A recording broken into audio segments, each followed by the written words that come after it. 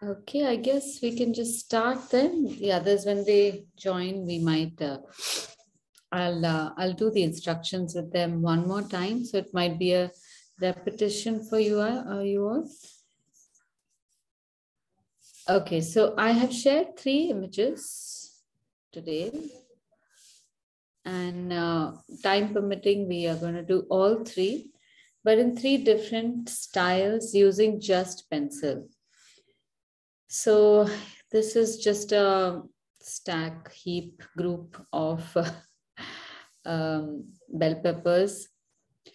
It's a fairly simple illustration from the point of view that it has very little texture. The shapes can be easily created, and then it's just a matter of fine shading throughout all these areas. So what we have to do is convert this into a black and white picture in our illustration. The next one is a bunch of radish, and this I'm going to show you how to make it in a quick style with a very scratchy pencil shading as well. So that can be a good way to use in, say, journal illustrations where you don't usually have too much time. So how to make a quick, energetic illustration, that's what we're going to try with this one. And with this one, so this Rayana would fall under the category of still life because it has certain elements which are more than just the fruit. There's an antique weighing scale. Usually there's also some fabric around somewhere, but in this case, there's a small butter knife at the base. And this has been arranged to be enjoyed as just itself. So this is completely its own composition. And as such, you could make a painting of just this and put it up, and that's fine. Whereas the previous ones, even if you did make a painting of this would be more like a small graphic picture that you would put in maybe a kitchen or living space. But this one you could make into a formal painting, even in oil. So there are subtle differences in what you might consider still life, and the rest would just be food art. So let's start off with the bell peppers. So right at the beginning, I'm going to ask you to not rely on erasers, because if we use erasers, that's going to take a lot of time. We'll have to keep doing this exercise for all 4 classes this month. So quickly just chuck that eraser away somewhere where you can't quickly find it. And I assure you that you will be able to do this well enough even without an eraser.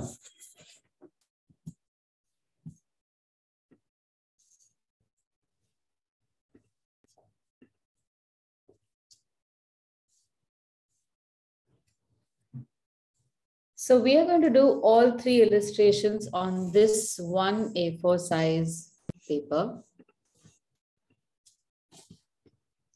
We are going to make the capsicums, the bell peppers in this area. So not the whole page.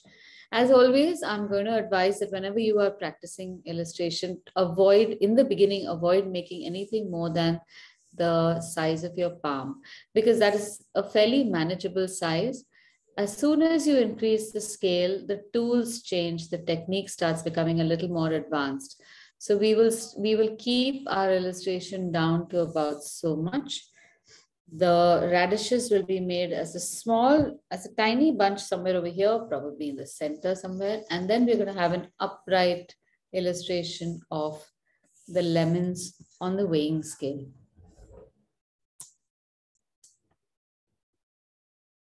Now, when you are doing pencil sketching, you can use a regular pencil, or you can use something like a clutch pencil as well. Let's use my regular pencil. Yeah, so any pencil is fine. That's the best bit about pencil sketching, that you don't really need to keep buy all the fancy material on day one. You can leave that for later. And you can use a clutch pencil or a 0.5 whenever you need to do certain details or make sharper lines. So combination of the two is good.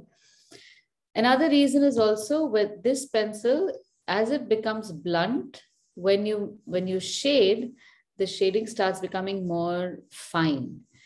But if you need to do detail and you sharpen it suddenly, then when you're shading also, it can turn out to be a little, you might get some line effect, which is avoidable.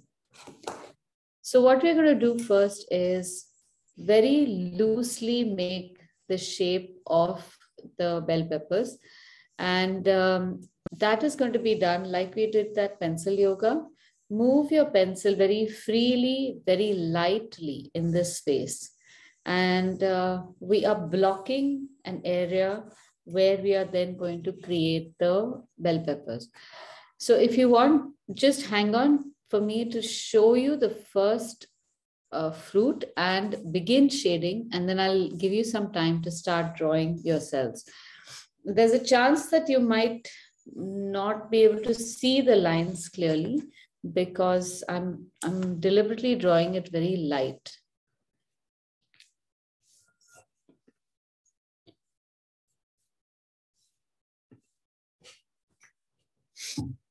So first and foremost, hold the pencil far away. If you hold it very close, you see very little area around your hand.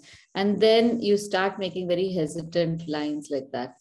When you hold it away, you can make larger lines and you also see the whole area. So you know when you start from one space where you have to go without moving your hand to do it. Now I'm going to make why is this not focusing? Okay, so I'm going to make 3 oval shapes to mark the area. And the reason I'm making them so light is because I don't want to use the eraser and I don't want these lines to interfere with the final artwork. Just one second, I think I'll bring in some extra light. Oops.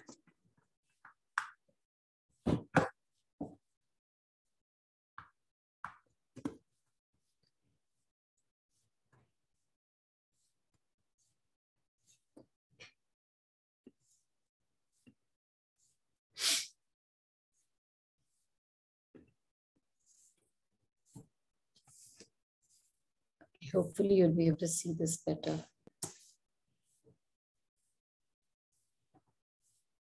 Can you see it? I don't know why it's behaving like this. A little bit now?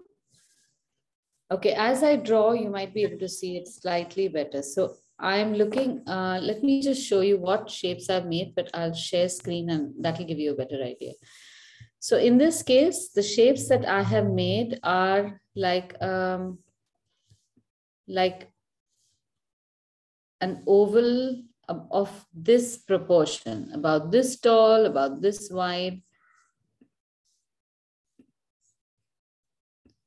So something like this. This is distinctly different from this one where it's more a flattish oval. All these little things also make a difference. And then between the two of them, another oval shape, which is about this large. So these are the first shapes I'm making. And then I will start making the shapes that I see. So within the first circle, I will start making literally these edges. So this is somewhere in the center of my circle. And then you have 2 lines that come to the sides. So you have 1, 2, 3, 4 parts in the front, and then 4 segments in the back, and the stalk in the middle, coming out of the middle over there. Now, there are several ways in which you can view this also. You could also say, okay, as always, it's a great idea to draw a center line. In this case, the center is at a slight angle because the bell pepper is sitting at an angle. And then perpendicular to that, you will draw a horizontal center. And you can get all sorts of clues from here that the stalk is at what proportion away from the center of the fruit.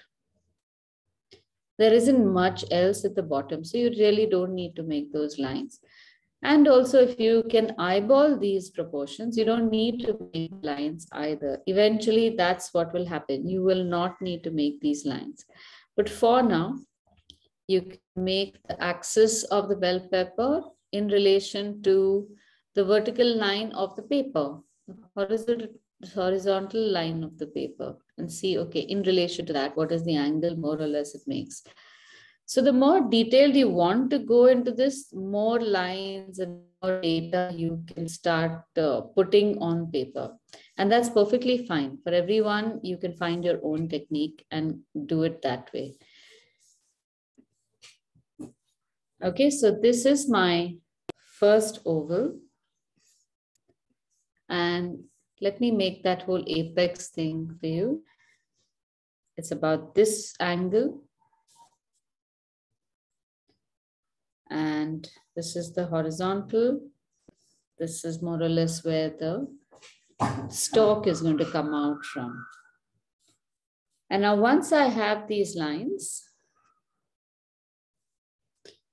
I can start slowly sketching out the details.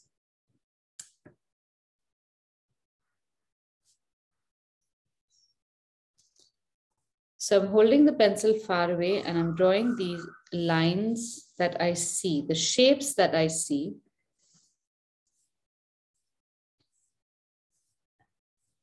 With lines which are fairly confident, but they're still not complete lines. So they're still a little broken and light because there's a lot of shading that's going to come over here.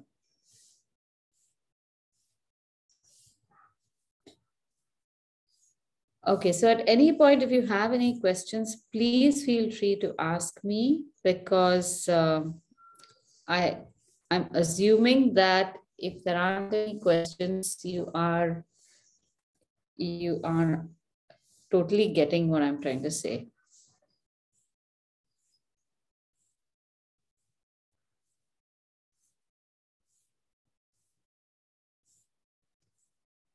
So in the beginning, our shapes are, don't expect a perfect shape in the beginning. There is no such thing as a perfect shape.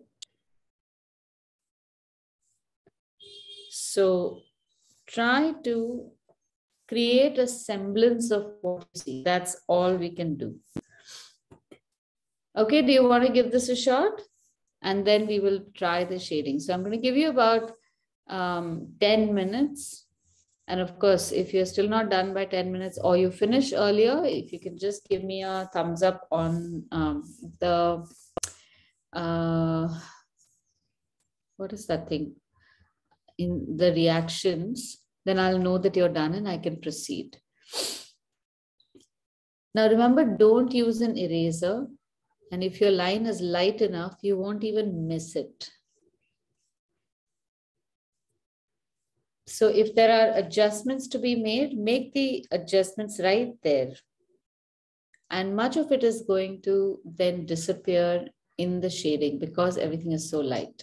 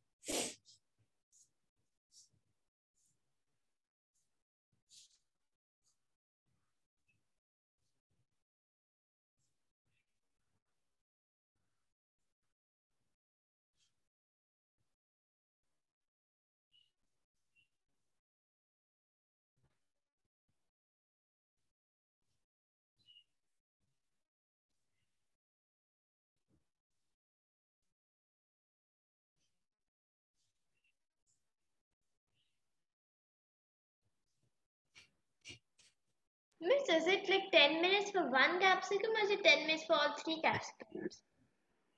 Just one for now. Oh, okay. I'm on I the don't think 10 minutes. I don't think you'll need 10 minutes for um, one capsicum, but if I said do it in 3 minutes, then you might just get nervous and make mistakes. So I'm giving you more time than I think you will need, because 10 minutes is a really long time. And after you're done with the first one, when you're comfortable, you can check if based on that your other shapes are in the right space. What is the distance between the first circle and the next circle, and then you can make the second one as well. And you can start building the second capsicum from anywhere. It doesn't always have to be from the stalk.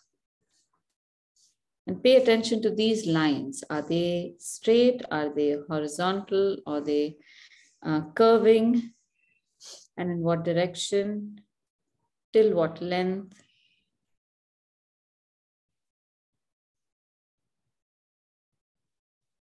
I'm done with one capsicum. Okay, let's start then making the rest also.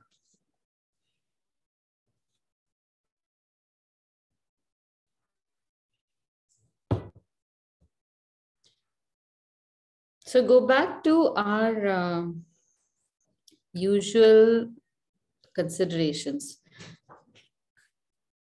What is the size you're making? What is the shape? Placement. So where exactly in the picture are you placing it? And in relation to the others, at what proportion? And with this in mind, you also you get much of this data by asking questions like the lengths of lines. How far do you draw a line? In what direction you will draw that line? And what is its nature? Is it straight? Is it curved? How does it curve? So these are the key words that you could use to figure out what you are trying to make. And you usually get an answer like, okay, maybe this is too long or this is too short, because eventually that's what makes all the difference in the picture. When we are making a particular image and it looks exactly like what we want it to look like, that's because we've got all that data in the right place. And all these have been addressed accurately. Now, even if you don't have the words and you don't know what you're looking for, when you do get it right, there's nothing beyond this. And right now we are not considering color and shade and shape. Color and shade. So it's just about breaking it down into these basic elements: size, shape, placement, proportion. And you should be fine if you just ask those questions.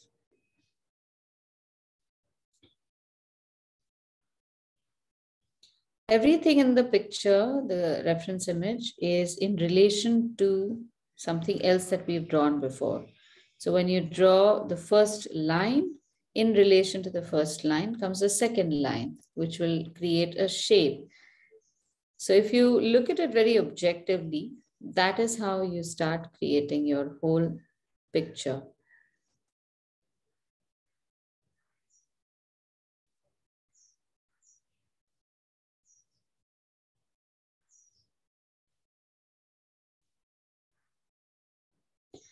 Now, there is an advantage when we are making this illustration looking at a photograph, because in a photograph, your dimensions are already flattened. You already see it as a flattened image. Here it's become a little longer than I could see in the picture, but it's okay. Whereas in real life, when you see a fruit or a vegetable like that, you see it as a three-dimensional solid object. So there will be a little bit of a difference in how you see an image on as the reference images that we have as images versus if you take these same three bell peppers and put them on a table and start to draw them, there will be a little lag or there's one more step in which you have to flatten that image in your eye. So we'll get to that at some point as well.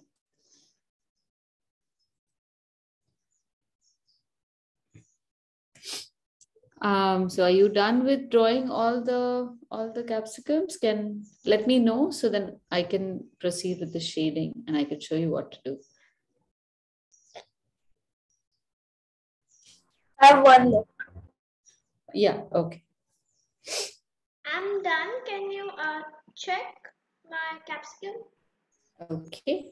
I'm first going to just click a picture of this before we start shading so that I can keep it as a reference in our chat. My capsicums are looking more like pumpkins than capsicums. So try and evaluate what do you think is happening.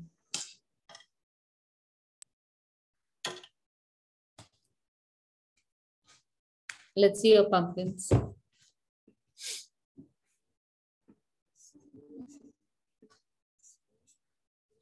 I don't think they're looking like pumpkins. Why do you think they're looking like pumpkins? I don't know, it just reminds me of that pumpkin I saw in the 2D Cinderella movie for some reason. Wouldn't that be a little more plumper? I would think pumpkins are a little horizontally better endowed. I think the ones that laying down on like the orange one in the image, that looks a bit more like a pumpkin than I intended. Okay, that's okay, but it's got the right proportion. So I think we should be good. And it does look like a pumpkin because I mean, even in the photograph, if we remove the other peppers and just look at this one, there's a chance that this might be misunderstood as a pumpkin also. So that's okay. Okay, so now before we start the shading, I want you to just become comfortable with your pencil itself. So we are going to draw three boxes. If you have space over here, we can just make it over here. They're just about 1 centimeter or so in size. And even when you're drawing this, draw them very attentively so that the space between the boxes is carefully maintained. Even the size of the boxes is different, it's fine. But if the space is different, then that looks a little, the eye instantly catches that. It's very strange. Now in this, we are going to do two kinds of shading. One is just one constant pressure. So I want you to see how dark your pencil can go. And what you'll do is just in up and down strokes, press your pencil down. It's a very small area, so you can ideally do this with just your fingers. You don't have to move your whole wrist for that. So this is the darkest shade that you can make. In the next one, you will just barely touch the pencil and make the lightest shade you can make. And now this might take a little while to shade, okay? Give it that much time. It will be a little dark. It's just like a little grayness that we're adding. The pressure in both these remains the same. Here it's maximum pressure, here it's minimum pressure.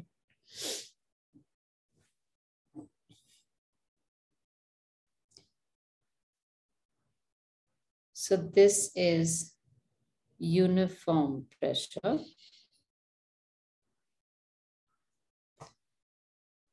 And then you have one where you can vary the pressure. So are we going to use that variable pressure? No. We are going to use another technique where we're going to overlay the lightest form. So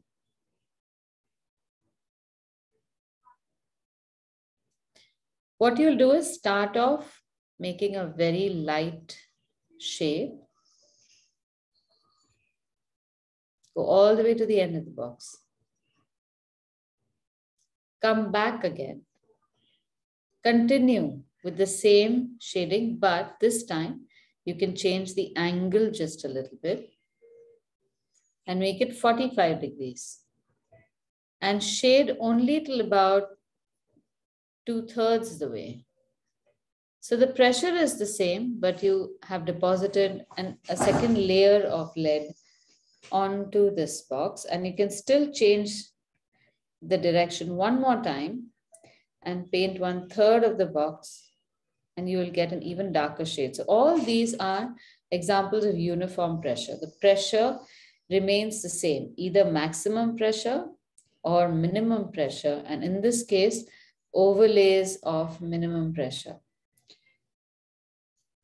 So I have used a vertical line, or say back and forth stroke in this, but I kept changing the angle. First it was vertical, then it was at 45 degrees to the right, and then 45 degrees to the left. So these are the kinds of shading we're going to do, mostly this kind. So I want you to get very comfortable with shading very, very lightly. So let's try making the red bell pepper first. Is everyone with me with the drawing and shading? Everything is done. If you could just give me thumbs ups, because you're, apart from Rihanna, whose face I can read and I can tell whether she's happy or stressed. I don't know about anyone else. So I'm just assuming you have no problems and we can carry on. So the first thing to do is very lightly identify the spots where there are highlights in the shape that you see the highlight, but a little bigger than that space. So there are 2 dots on the left, and then there's this horizontal shape on the right of the central segment. Then we have another circular highlight on the left here, a teardrop highlight on the segment above that, and a very amorphous shade on the top here. Likewise on the right.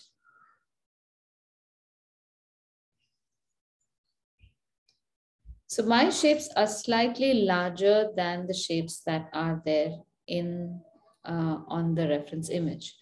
Then there is also this light line that runs across. This is the reflection of the table. And there is a highlight along the edge of some of these ridges also. So we want to keep that too. That's what keeps the, there's a separation in the coloring of the ridges, right? So we have this highlight going all the way to the top and coming inward like this. And then you have this shape. This is slightly lighter because of the reflection of the table on top of the bell pepper.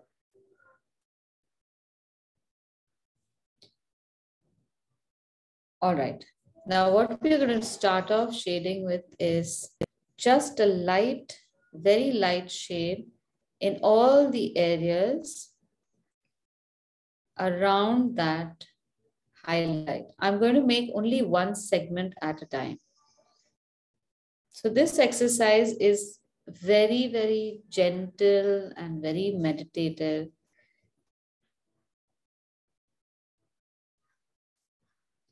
And it really is extremely rewarding.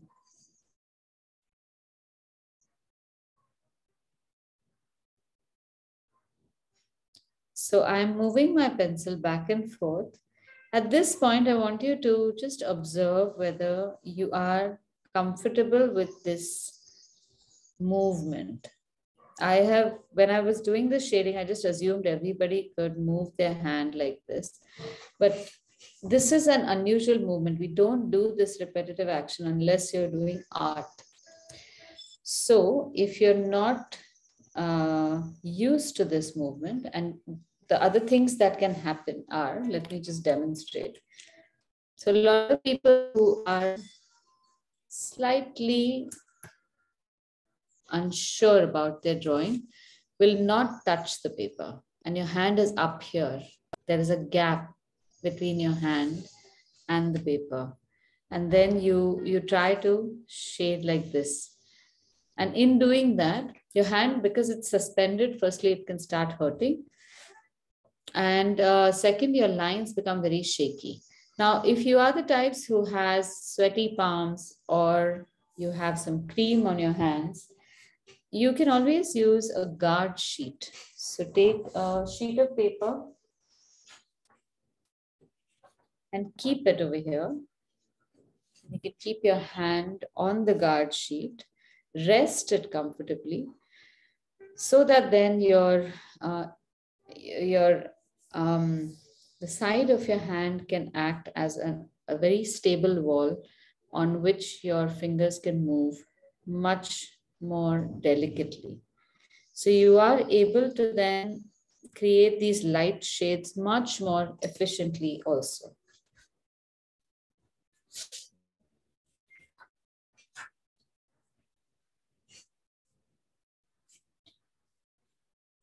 Now, when I'm doing this first layer, I have continued in the same direction. I have not changed the direction. So if I've kept it vertical, I've just gone vertical throughout. Now I'm going to do a second layer. The second layer is slightly darker, and it's darker towards the bottom if you can notice it. So here I'm going to change the direction slightly, just a few degrees tilting to the right. Now the reason for changing direction is because our paper does have a texture. And that texture is creating ridges. So when we rub our graphite pencil on top of that, only part of those ridges come in contact with the graphite, and then that's the section that you'll see dark. And everything else is fairly light.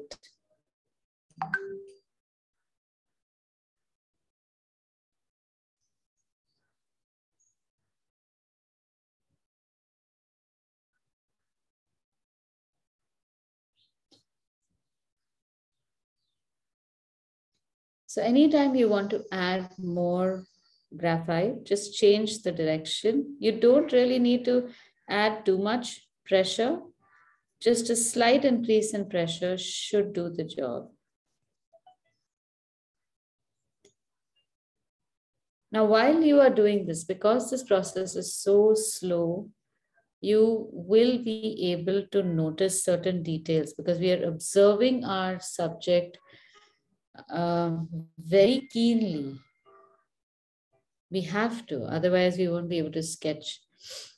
So every little new piece of data you see, like the subtle color shade change from light to dark over here, is something that you must notice for yourselves. And there's a chance that you might see something that I might not notice. Or you might see something only after I point it out to you. Every little thing is important. Don't even wait for me to say so. If you notice it, it's there, it exists. And you must figure out how to depict that in your paper. So the subtle differences in shading on top of the ridge, if you see them, make them. If you don't see them and I'm making them because I see them, you don't have to make them either. Because if you're not seeing it and you're just copying what I'm doing, you might do it in the wrong place and in the wrong context, and all of that can impact the final image.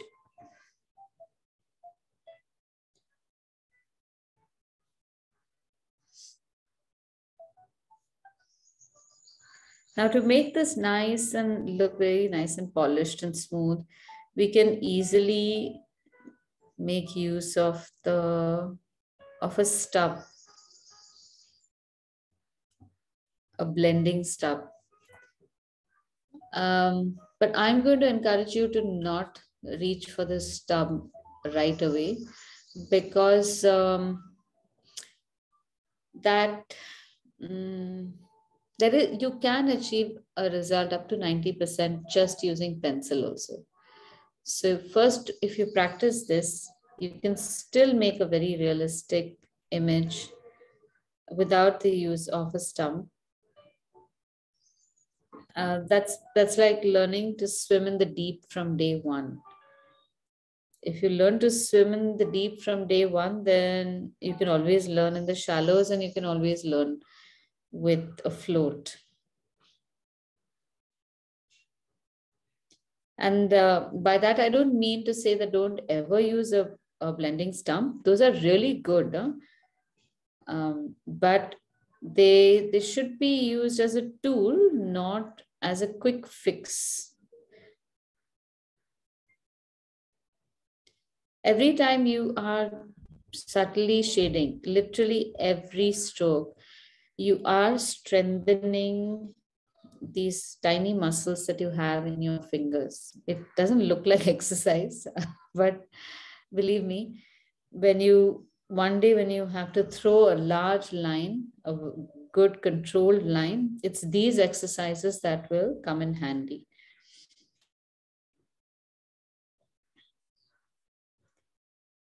Okay, how's everyone doing? Are you getting this, or is it too complicated?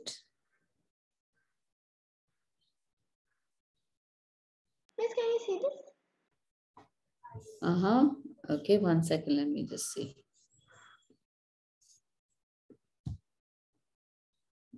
Yeah, Rana, you're not looking at the picture. Are you looking at the picture? I think you're looking more at the shading than, yeah, but you're looking, so when you're shading, say you do a few strokes, you look at the picture after every, out of 10 strokes, you look at the picture for 5 at least. Because then you know how much to shade, how dark you have to make it, how light you have to make it, you know? So the next one, I think you can create at least 3 more subtle shades in between the shades that you've made, some lighter, some darker. Okay. All right. Yeah. Quite nice. Very nice. Karan, looking good. So I'm assuming that you're not. I think I got a bit too dark at the dark regions. Yeah. But I think that will look good in the. It will look good, yes, but leave that right in the end. So the darkest part you can do even later, but you can't undo it, no? Now, as our shaded area, as it is increasing, I would recommend that look for that guard sheet, and also maybe an A4 sheet that you can just keep on the paper afterwards. Maybe tape it so that this does not go and rub on the back of the previous page.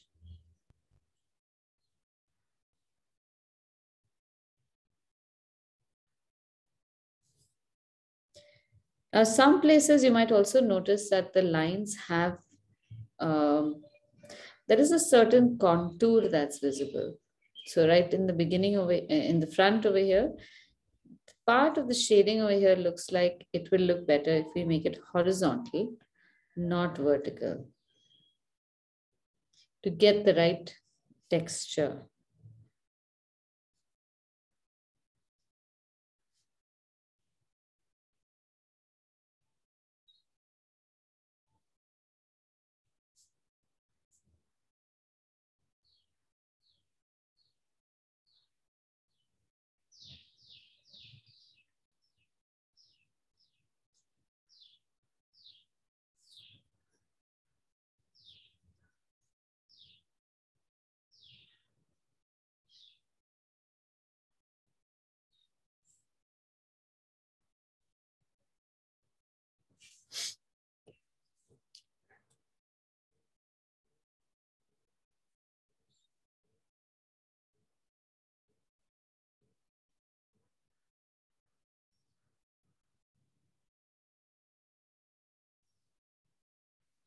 Now, a few things that might be happening. One is while you're doing this shading, maybe you're getting a lot of lines and it's not looking very fine. That can happen if you are either lifting your pencil or it's inadvertently rolling. When you shade like this, a very fine shading, try to not lift the pencil. So the same edge that is being used constantly throughout the sketch, and that will keep getting duller and duller. And we want that, because then it's like one fat line next to another fat line and keeps creating these overlaps.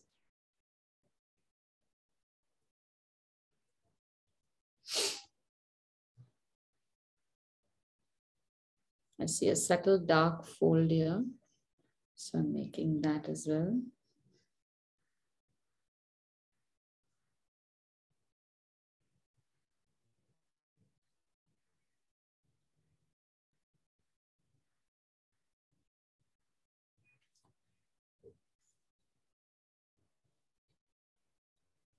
Now, I've always maintained that for any artist to get better at their skills, at least in my opinion, pencil shading is an absolute must, or pencil illustration, because there are so many things that you can do with pencil shading and pencil sketching, which help in building this connection, a strong connection between the eye and the hand. So you've heard of this statement, no? What you see is what you get. Now, in art, when we are creating artwork, more often than not, we don't get what we see for a long, long time. Your eye is seeing something, and when you're drawing it, it's completely different. And you wonder how is it that you'll ever be able to draw exactly what you see. Now, there are a couple of things that are happening in your brain. Now, this is just my study. I wish I could do a PhD in this. I'm sure this is true, because I am at least one case sample that can vouch for how things work.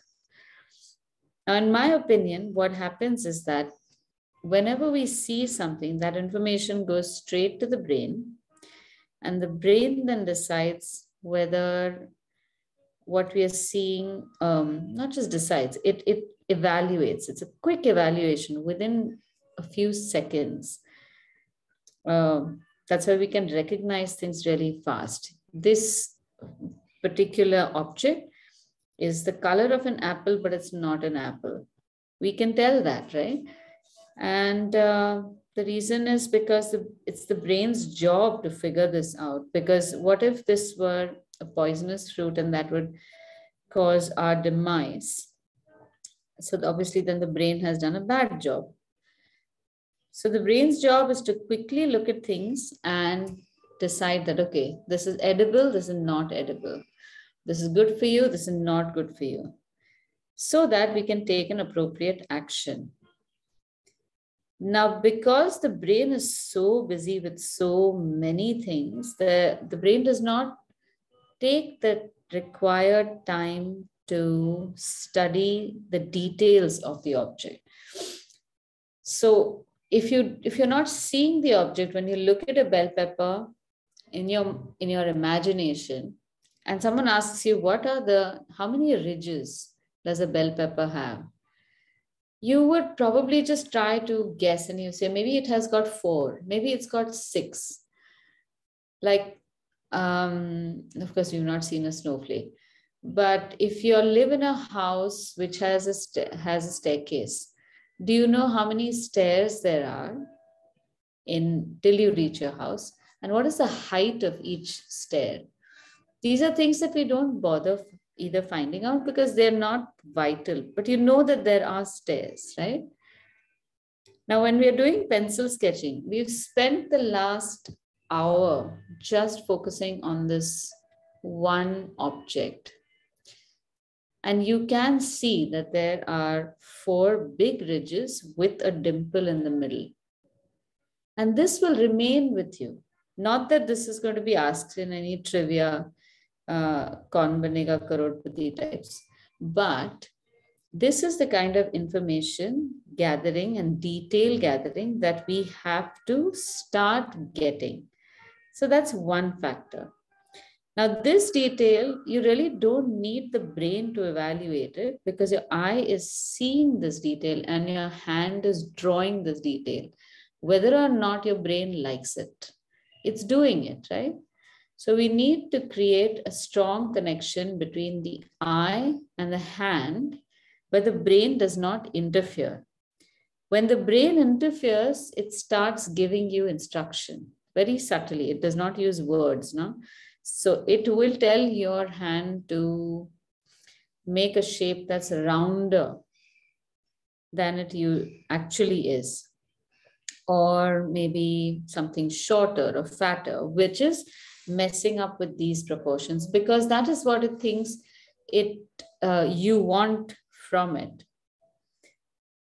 And the third thing is the ability to draw it. Many times we just don't have a free enough hand to draw certain things. Like I can really mess up illustrations of large machines or like trucks or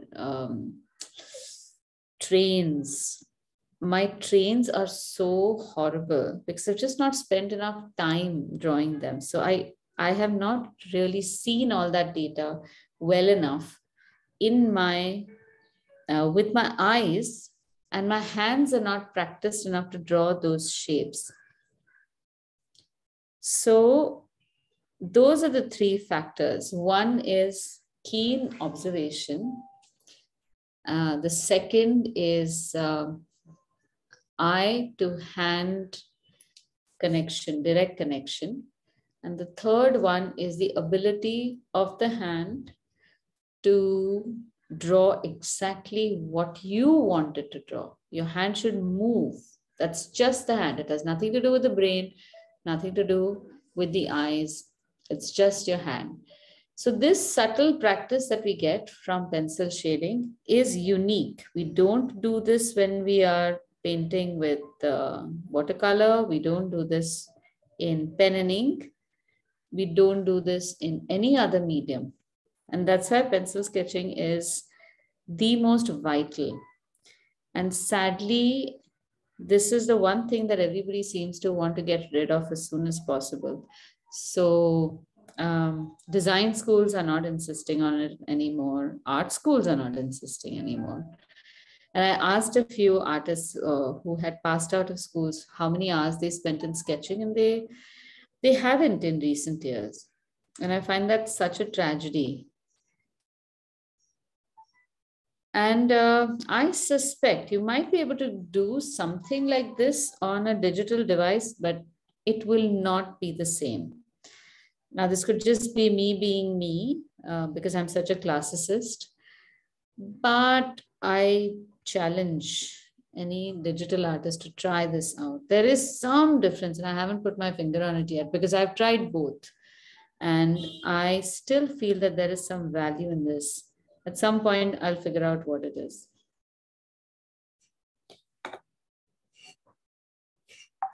Now, once this is done, I can use my clutch pencil.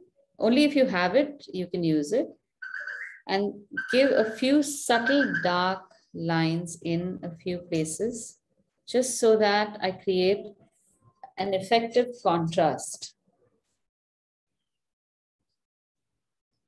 There's a lot to be said about creating good contrast especially in a black and white image. If you don't have adequate contrast, and that does not mean just making a dark black outline, there have to be some patches of dark and some patches of light. And a good contrast in a picture will make the whole picture more clear. Have you all experienced a foggy or fog? Not foggy. Yes, ma'am. It happens in Mumbai every morning. Every morning. So is it fog or smog? That's different. Fog I might have seen from outside a train. Okay, so let's assume that it's fog and not smog. So in that, you'll notice that the light is dissipated. No, you don't have clear sight. And because of that dissipation, you don't see edges very clearly. So that is because there isn't clarity, but second is also there isn't enough contrast between light and dark. In that situation, now that is also something that you can make with pencil sketching or of course with any medium you want, but that should be something that you desire in a painting. That should not be something that just happens because you've not paid attention. One second. Okay.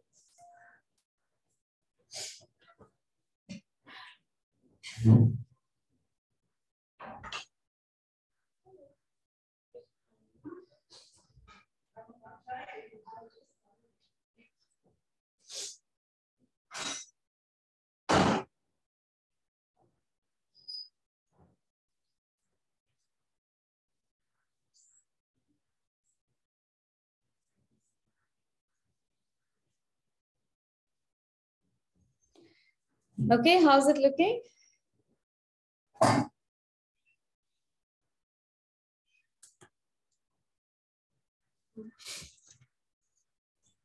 Purvi, how are you doing? Yeah, I'm doing good. Yeah, I'll show you mine.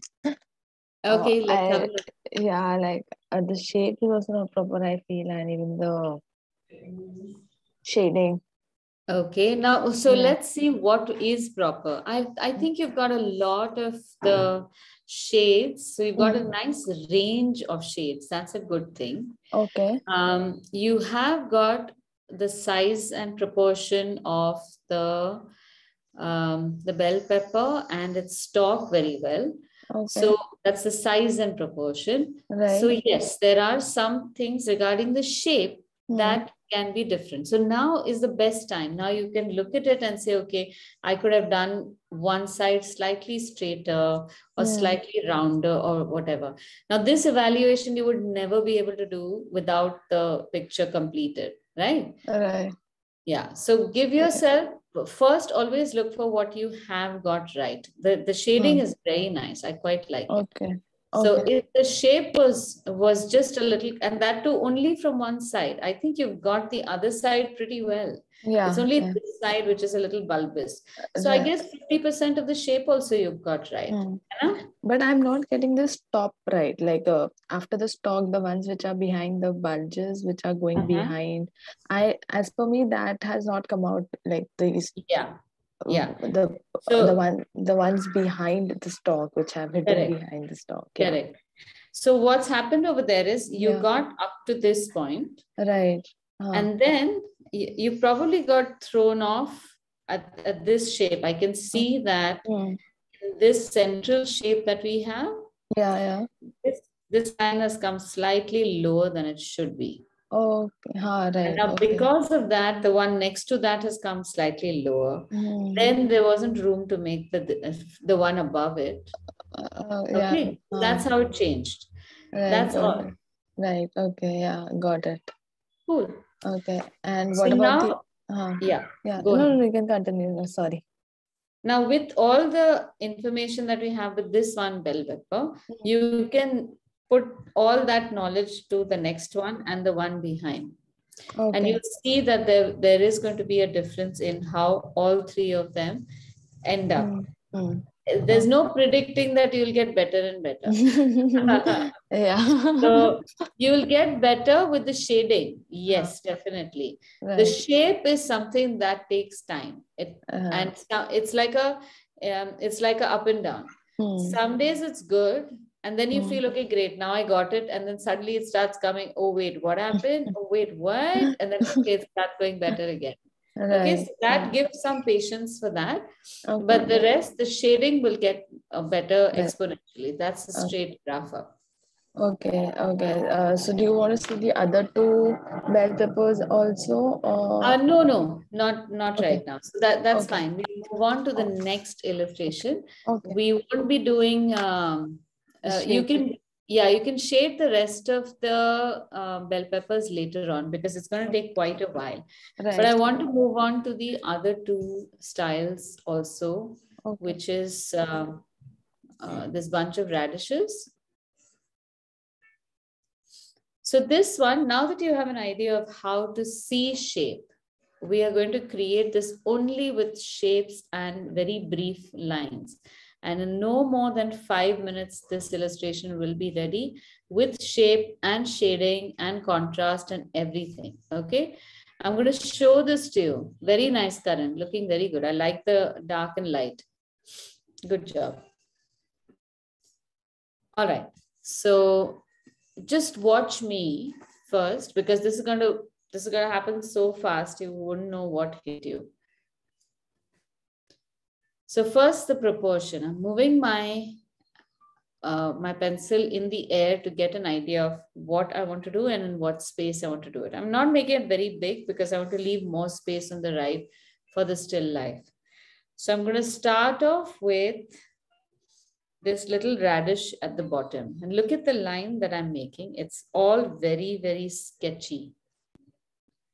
So I'm just placing one oval after the next. They're all bunched up together. No detail over here. And then I'm just going to create this wiggly woggly line all around to create the radish greens. That's it. So within like 20 seconds, 30 seconds, this first sketch is ready. Then I will add more lines, more detail, and use the same kind of shading that we did, but in a much faster form. So here I'm not going to care about whether or not my lines are smooth or they're in one direction.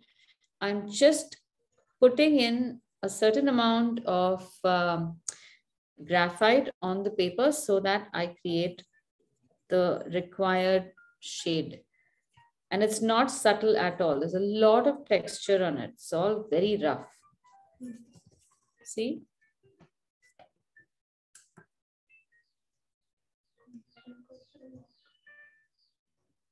All right. Okay, let's start. So you have exactly 5 minutes to sketch it and shade it very roughly.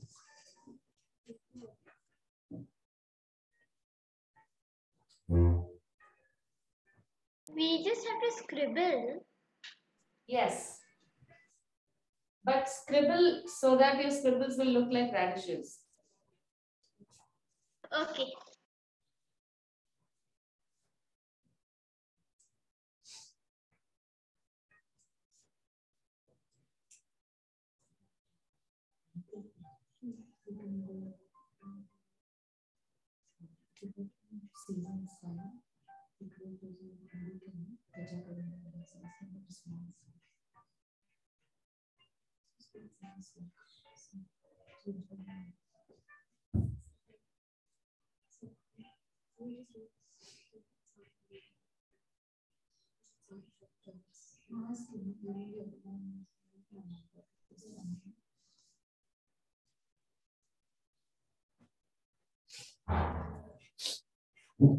Okay, are you getting it?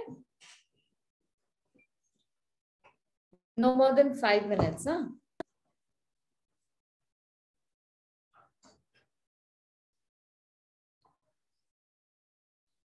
So the scribbles I'm making, sorry, the shading that I'm doing is all very scribbly, like I said. And here you can add pressure if you want, so that you get some dark shades. The earlier one, we weren't adding too much pressure.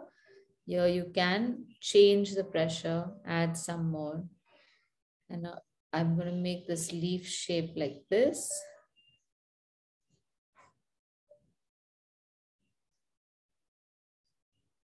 Make it a little dark.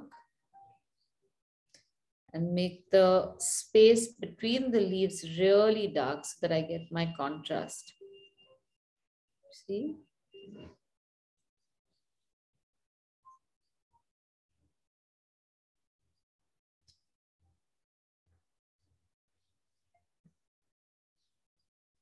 You can make this root shape stick out and shade around it. That's also very delightful.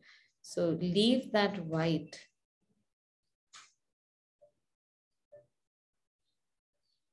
Leaving something white and not shading that and shading around it also creates a very nice effect.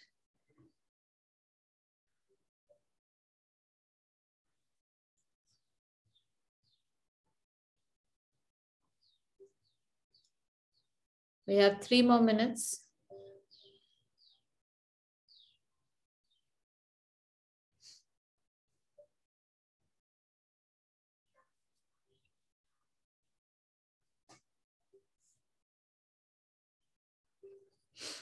Now here you can also do shading like this, which is a contour shading. You go along the sides so that it looks like a rounded object.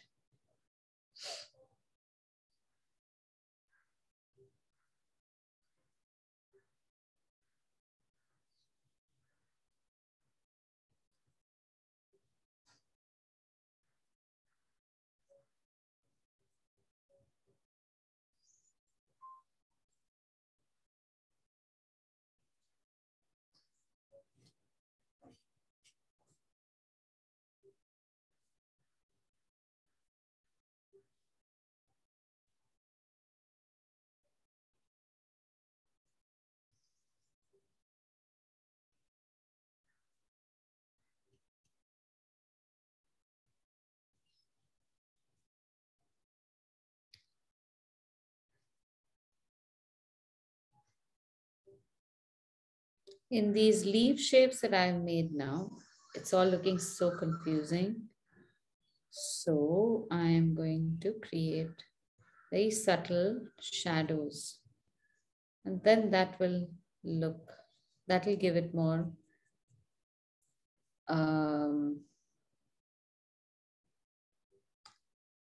dimensions, I could say.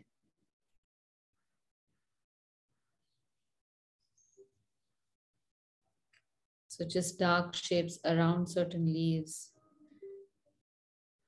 or some overlaps that you want to highlight like this. Just a shadow of an overlap.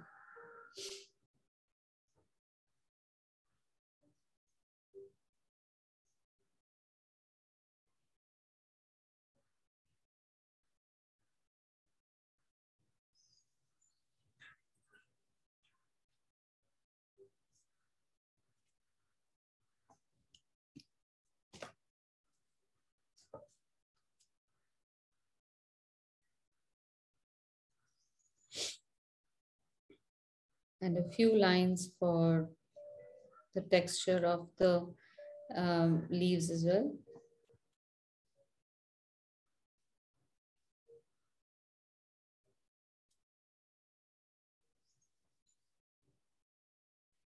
Now, one also fun thing you can do to make it more close to realistic is give yourself a shape that looks like a shadow underneath this.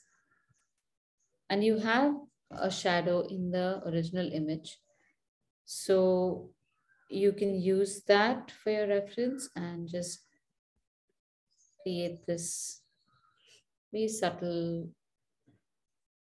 shade underneath it.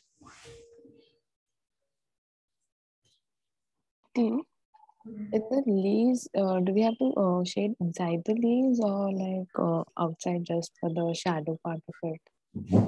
You can do both, and Okay. you can do them in a few, like I have used my own discretion.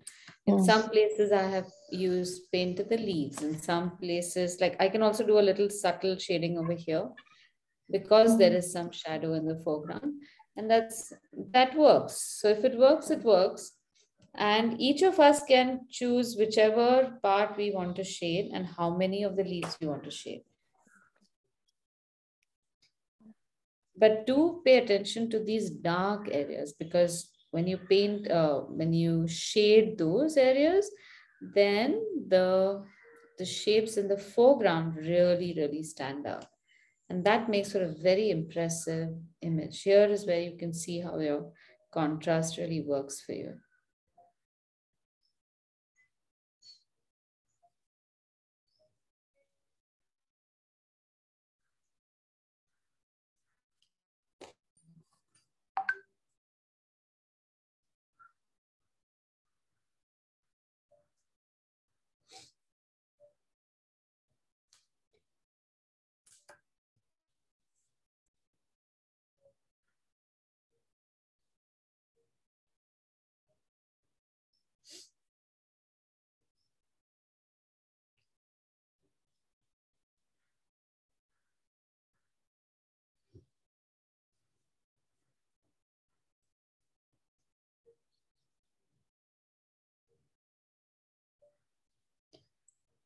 Is everyone done? Our 5 minutes are up 3 minutes ago.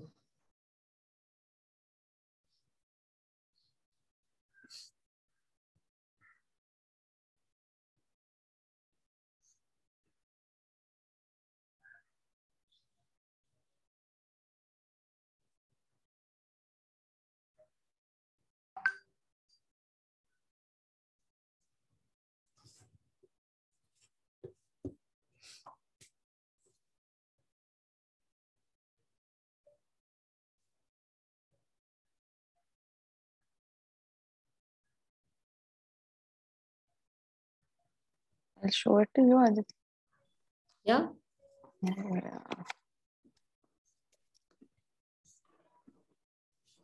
Aha, nice. You can still make it even scratchier. Okay. Okay. All right. Yeah. And what about the leaves? Like, can I add more shading to the leaves? No, I don't think you need to, because Okay. see, the shading also represents the color of that object. And in this case, the radishes are the deeper color, right? So if you shade the leaves any more, then they will compete in communicating the depth of color of the original object. So we don't want to create that confusion. Okay. Okay. All right, now the last picture. We barely have time, and this is going to take all your courage to draw this sketch, because this one is a very interesting way that we are going to make it. So now that we have sketched quite a lot, I would say, for about an hour or more, I suspect that your eye has gotten used to seeing proportions and sizes and texture and color and contrast. You really don't need to put it into words. It's just, these are just subtle things that your eye gets used to and your hand gets used to drawing.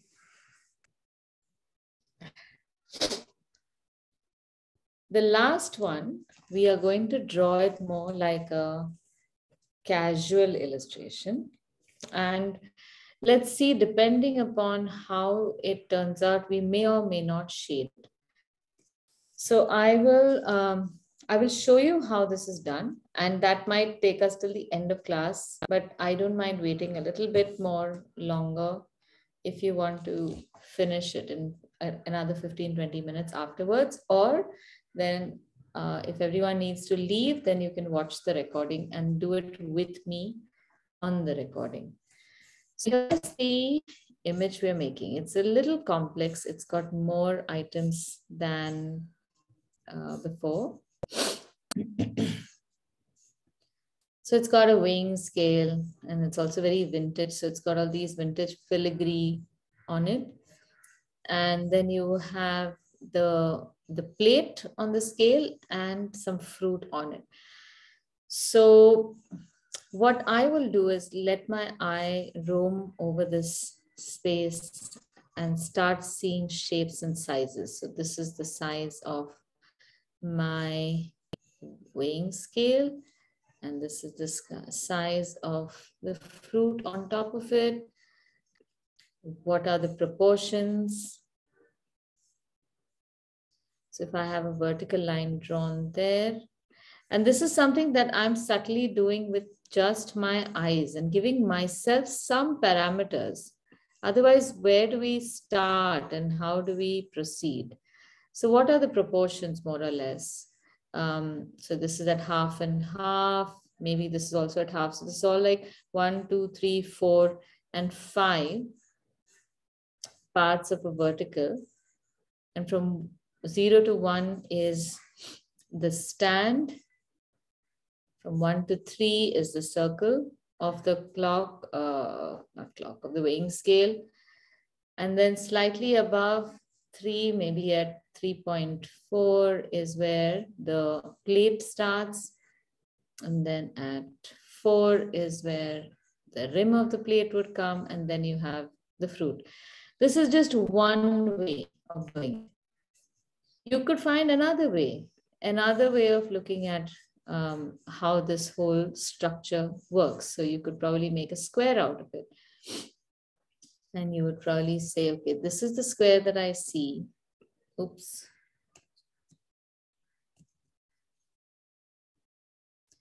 So how you break down the information is completely up to you. And I would encourage you to find ways to break down this information for yourself.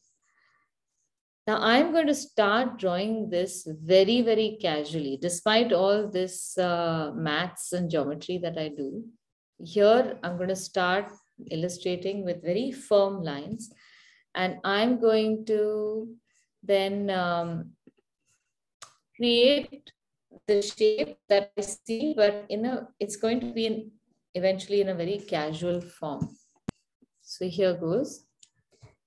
Of course, we will first start off with the basic shape. So I have a circle over here for the scale. And then I have a little bit of a space for this filigree, a little stand on which I will have the plate, which is about this big. So can you see, I'm just making lines and circles. I'm not making too much in terms of the shape. And this is going to give me, these are my scaffoldings on which then I'm going to start building my shapes. Now this drawing comes very easy once you're comfortable with pencil sketching, because you've already seen a lot of data and you're able to evaluate it and break it down into very brief lines. Now, based on this, because now we've got some leaves coming in the foreground and over the weighing scale and all, I don't want to make this into firm lines. So all this is important to make. But after this, I'm just going to make this in a very casual manner. So my lines are going to deliberately be a little wobbly. And you'll notice that that does not really make the illustration look bad. In fact, it'll make it look quite charming. The filigree work might be a little complicated to make in the beginning, but just draw the shapes that you see, how you see them.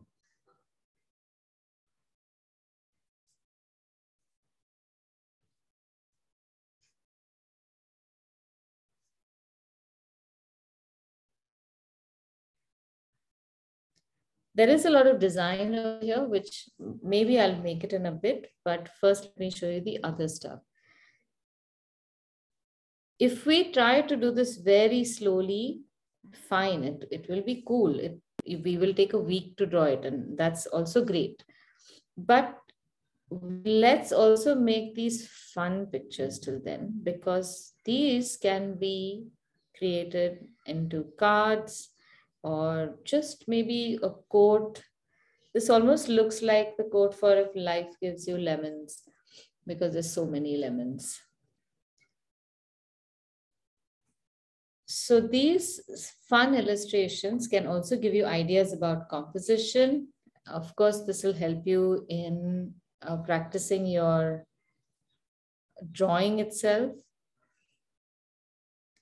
Now the lemon shapes I'm deliberately distorting and making them very funky, I would say. They're not wrong, because I want you to see that even the fun shapes can have a lot of meaning. I'm changing the shape of the branches over here to suit my aesthetic and my ability. I really can't see what those leaves are doing there. So I just bindas changed it and made it however I want to make it.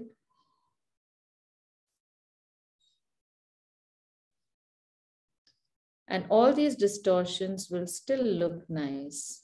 And they will still look like lemons of some sort, like cartoon lemons. And I'm even removing the leaves from there, and I'm making my own lemon over here. Maybe one more over here, because everything is looking like it's going to topple. Now that I have space over here, maybe I can make a couple of leaves like that, just so that everything is balanced. Make that mark on the scale, and there is some lovely text, which also, if you can see it, you can write, or just write it with some vertical, horizontal lines and X's and O's. That also looks nice. And now finally, whatever design you make over here, make it, however casually make it in pairs. So make the left side and the right side one after the other.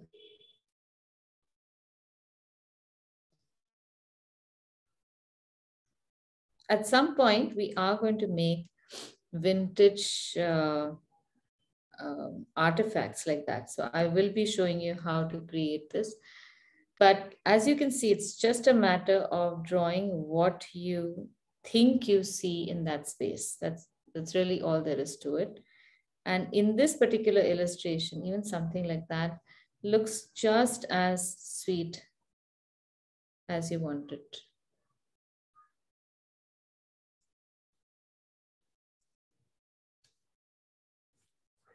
Now there is some design over here as well. So I'm just converting that into a simple shape. So just maybe circles, tiny, tiny circles running all around the rim.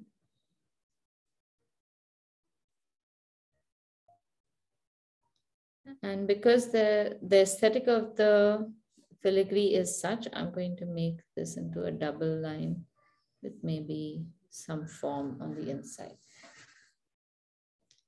Now, after this is done, we can just shade with subtle lines like this.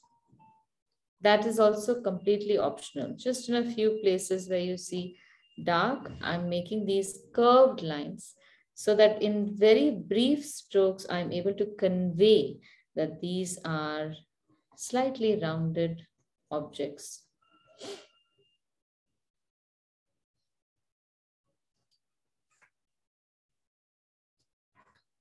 And that's it. You don't do any shading. You don't have to do any, it's all just based on pencil drawing.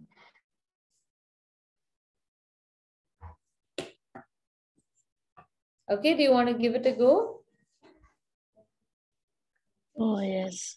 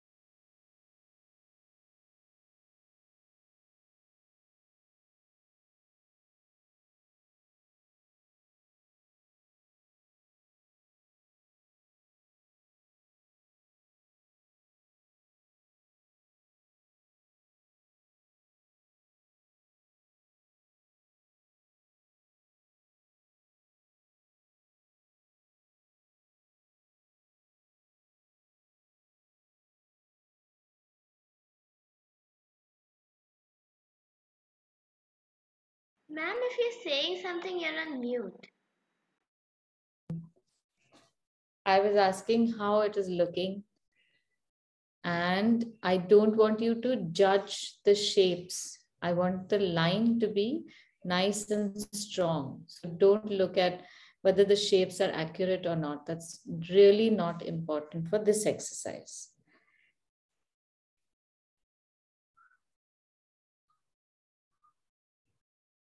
Purvi, are you erasing? Chuck that eraser away. See, that's how videos help. Keep your video on. You'll learn much faster. Throw it out. Throw it out of the window. Okay. I'll tell you why. So the eraser is only going to increase your self-doubt. You are going to make mistakes. Chalo, let's get used to the idea. This is like when a child is born, knows nothing. They babble through life. They fall through life. So this is us babbling and falling through learning art, right? Now, imagine at that point, if a child is just given tools to walk and talk, they're never going to learn to do it themselves, right? So that is how you have to view it. You're going to have to scrape through this. The only thing you will hurt is your ego. Remember that. You don't scrape knees, you're not going to fall, teeth are not going to get hurt. The only thing that happens is, oh my God, how can I make something so terrible? So you have to just let go of that idea and then you'll be fine. But the more you erase, it's like Hansel and Gretel. It's like those breadcrumbs. You are removing data, which would have been very important. If it's there on your page, it's there in your brain. And you can step on that and move to the next stage. So I know the eraser wants to help. It tries to pretend to be your friend, but no, not a friend.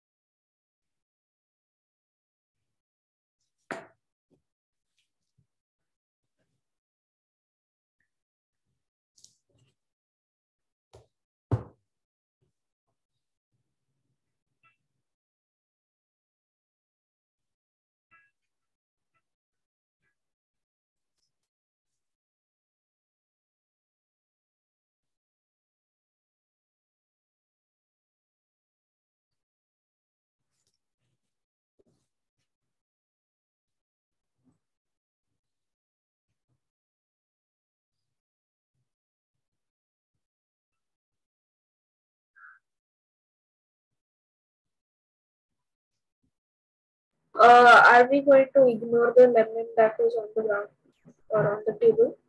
Yes, I am, but you can draw. It's okay. I wanted to quickly finish this part. If you can draw this, then you will be able to draw the lemon. I just assumed. So draw it. So another thing I'm just noticing that you can also do is you can shade the spaces in between these shapes that we made up. That will also add more interest, like we did these. The vintage look on the scale is apparent because of this, the embossed filigree work, right? So once your design is done, you can just shade in the spaces in between. And this shading can also be very casual.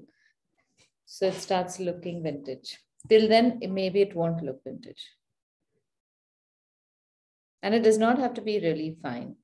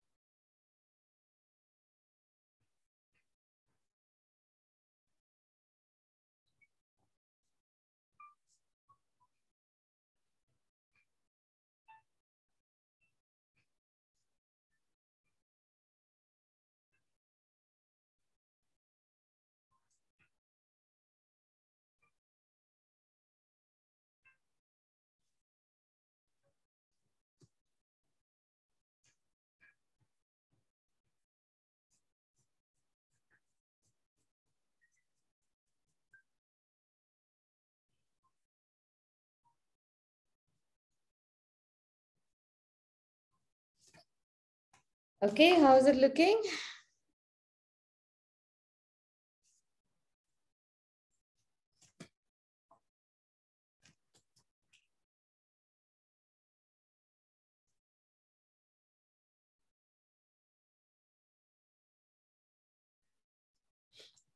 I somehow managed to make my lemons look like Carrie, and I'm trying to fix that.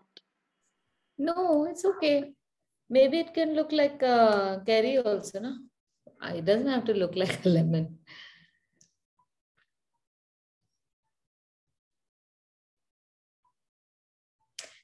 So this particular sketch that we made right now, like I said, it helps you in maybe making a journal illustration, just like the radishes that we had earlier. And that, of course, if you are talking about lemons and you make fairy, maybe that's not good. But eventually you will be able to make the shape, or there will be some text around it. You can always write something that indicates that this is lemons. Okay, let me see Karan's. Nice. Very good. How's the bottom looking? Very good. Bottom is not looking as good as I wanted it to be, but it's okay. Okay. Not bad. Not bad. All right, fine. First try. Okay, let's see. Rana, okay. Can you hold it a little higher so I can see the bottom also? Good, nice. Are your lines straight lines, or have you drawn those broken lines?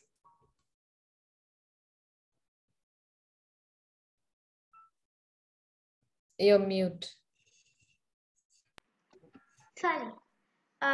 Except for the circle, all lines are just straight because the circle takes a little time. Like half of it is in one straight line and the other is joined with broken lines. Oh, like I said, it doesn't have to be a perfect circle. So you can draw half like this and the other half like that. And if it doesn't come like a perfect circle, that's okay for this illustration. So that's still better than drawing half straight line and then half like a furry line. That's a completely different thing. Okay. All right. So yeah, let's see, Purvi. Nice. Good, good. So I want all of you to share this image with me so that I can look at the line quality. I'm more interested in the line quality. Oh, very good. Very good, Shrishti. Super. Nice line quality. Very nice. So I want to see whether you're getting the line to look a certain way. Okay. I keep saying this all the time, and maybe I'll keep repeating this. Your pencil line should be like a politician's speech before elections. So it should be so strong and so confident that the person who is looking at the picture should doubt themselves. Like how the politicians make hajar promises. Now, they are ready to send everyone to the moon first class. And yet, after the elections, everything changes. Now, in our favor, what this works is because as artists, we are trying to create an illusion. We are creating an illusion. We're not politicians, so we're not lying. We are trying to make a lie look like it's the truth, and that is enjoyable. We want that. So the more creative you get, the more you are going to try and lie to your viewer and let them enjoy your lie. That is how art works. We can always show them exactly what we have seen. So we can make a scale full of lemons and show it to them. It's not a big deal because you can always click a photograph. You can always do other things. But when we have to start thinking creative, then your line is what will be convincing. If you have hesitant lines, that means that you're not confident and you're about your illusion. Okay, so just look at it like that. So now we also need to do some text on this, and I will be making the title for the page. So if you can just wait a little bit afterwards, don't make your title right away, and just watch the recording, or I will share the picture after I've made the title. You don't even have to watch the recording. You can just look at the title and then make it based on how much space you have. So all you need to do is make sure that there is a frame around your illustration. Don't draw letters very close to the edges, top or bottom. Leave at least a centimeter. That's one basic rule that you have to follow. And then divide the space such that your lettering can fit in a space such that there's equal space on either side. It's not too close to other elements. Now, when we do the lettering module, we'll be going all over this again and again, but I'm trying to get everyone to start lettering so that you start figuring out where your weak points are. So that by the time we come to lettering, you start figuring out that this is what I need to ask, or this is what I need to focus on, and we can get more work done then. Okay. So the other thing about titling is you can use your own imagination to title this any way you want. I'm going to be writing pencil sketching, food illustration, but you can write illustrating of food if that is the kind of space you have left, anything. So allow for creativity to flow anyhow at any point. And then there is the date. So I'm going to very subtly write the date in some corner. Because the date is only meant for you, and it's not really meant for like a teacher who's going to correct and say, okay, you've not written the date clearly. We're throwing out all those, well, I won't say silly rules. They have their place in school, but they don't have their place over here. So think of more and more creative ways of writing all the elements that we have. All right. So next week, we are going to be doing watercolor, fruit and vegetables. So it's going to be something similar. We are going to select a bunch of pictures, and then we are going to do different styles of watercolor as well. So keep your paintbrushes and everything handy. And I will be sending pictures like today, so you get an idea of what to look forward to. All right.